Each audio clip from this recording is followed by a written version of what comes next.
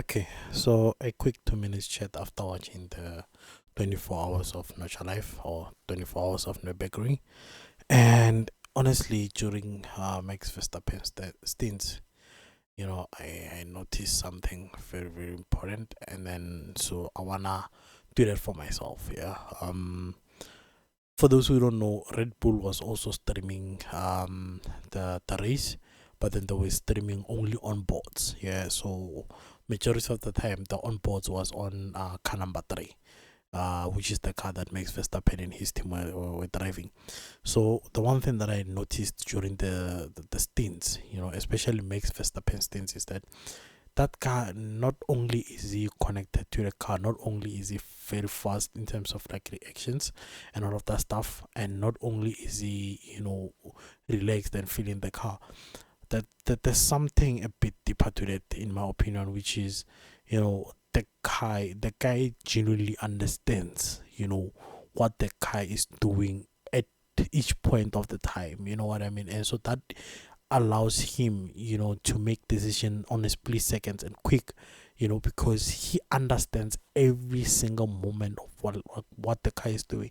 So usually when we look at like tutorials, racing tutorials and all of that stuff, we're just learning how to be fast, but we're not really trying to understand what really happens with the car during the corners and all of that stuff. You know what I mean? And I mean like every detail of the car. And so from what I noticed and from what I was paying attention to, and especially on that corner where his car actually lifted off a bit and then he almost hit the barrier, and yeah, that in itself kind of showed me that, what, perhaps I've been sim racing wrong, and maybe I need to go back, leave all the competitions, leave all the fun races for now, go back and study, and understand, like, exactly like what the car does in each every moment. You know what I mean? And so for me right now, it's gonna be a thing whereby I'm gonna step back from racing for a while, and I'm gonna study the racing craft, but then I'm also going to study more on the physics side of things in terms of the car, like what the car does. You know how we once made a stream talking about what the car does on corner entry, mid entry, what is affected, and all of that stuff. Yeah, and so that's what I'm going to do. You know what I mean? And then from there on, I'm gonna come back and start practicing different in terms of like sim racing, and yeah, I feel like as much as I don't drive a real car, in terms of like sim racing or racing as a whole, I feel like if I'm to have any hopes of getting into a real car, I need to be extremely fast. You know what I mean? And in order for me to do that, I'm convinced that I really need to know what exactly is happening in each and every moment that I'm on the track. So sim racing is a quick way to get me there, but then only if I'm doing it right. And then as I go, I will also talk about like what I've learned, and I will also share the information, and I will make videos based on that, and then maybe I might make a new mini series as I'm studying and all of the stuff. But otherwise, for me,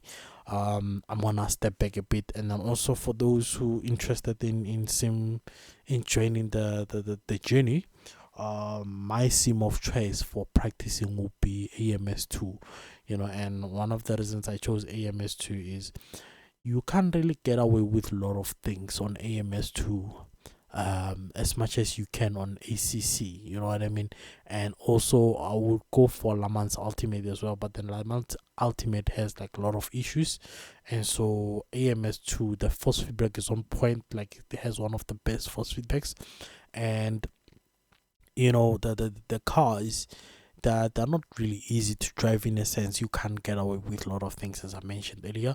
And then it also has like great versatility of cars. And so for me also to understand and to learn from the back, like to learn and master, I also need to study, like how they were racing back in the day. And so because AMS allows that as well, that I can go back in history and drive historic cars and on historic tracks.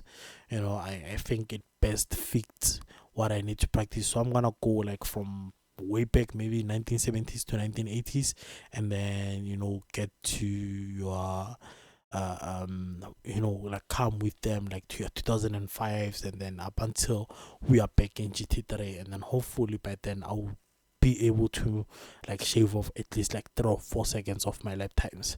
But otherwise, thank you so much, and thank you for joining the brother. I hope you enjoyed the 24 hours of Nurburgring, because wow.